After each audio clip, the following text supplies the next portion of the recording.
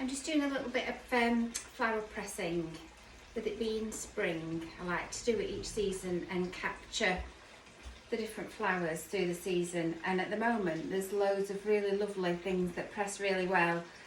Geums are one of my favourite flowers. They're just so old-fashioned and delicate and cute. I really like them, and they press really well. So I found that things that press the best are things with quite a low moisture content, because it's the moisture that spoils them, it spoils the colour.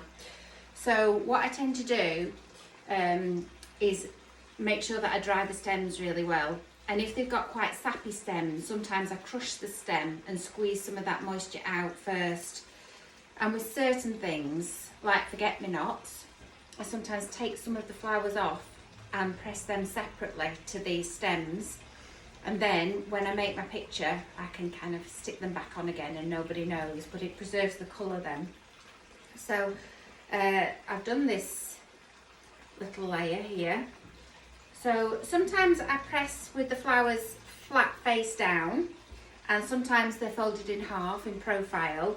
It's nice to get a mixture, and I find it's quite nice to leave like little buds on and little leaves so that you get that nice natural look. So just lay them down, you don't want anything touching.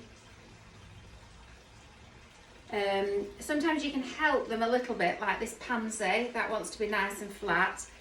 I lie that down and just gently squash it a little bit on the back so that it's flat and in place. It's only going to get squashed anyway once you tighten the clamps up, so just helping things a little bit doesn't seem to be a problem. So just lay those out. Another piece of absorbent paper on the top. I've had these flower presses made for me in an extra large size, so they're really strong plywood, which doesn't bend and warp when you tighten it, and it comes with the card and the papers in. But I've also found lining paper, good quality lining paper works really well because it's nice and absorbent, quite like blotting paper. So another sheet of the paper on top, and then a piece of card. And then I'm just going to do my final layer. So another sheet of paper, and I've just got a few more little geums. So I'm going to do those ones in profile. This one that's quite open, I think I'll encourage that one to open. I don't want loads of stem because loads of stem's a bit boring, not really adding anything.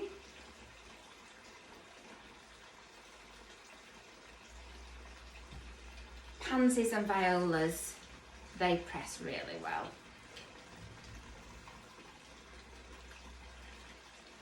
They're just so beautiful, aren't they? So I just lay that down nice and flat and then just kind of give it a little squish.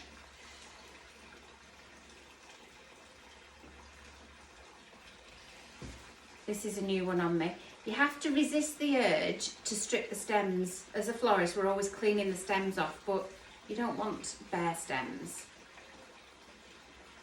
Unless you do want bare stems. Now this one, quite a lot of them have already gone to seed, but I've got a few flowers left there on the top. So let's see if we can squeeze that in somewhere. Should be okay. You can top and tail them, whichever way to get them to fit in the best. So this pansy is really quite wet. I'm just giving it a little dry off before it goes in there. And they do have quite sappy stems, so give those a little squeeze. Get all the moisture out first. That will help you keep the best colour. So I usually give things at least 2 weeks, maybe a month.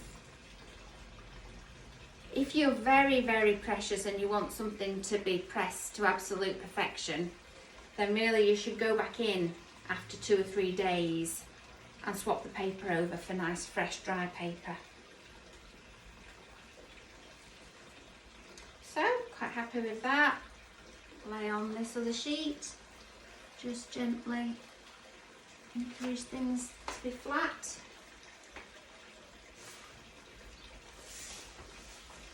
Bit of weight on top helps to hold it all in place. And then clamp it back up. So you will find as well, you can only clamp it so far at first, and then after a couple of days it'll become slack and you can tighten it up again.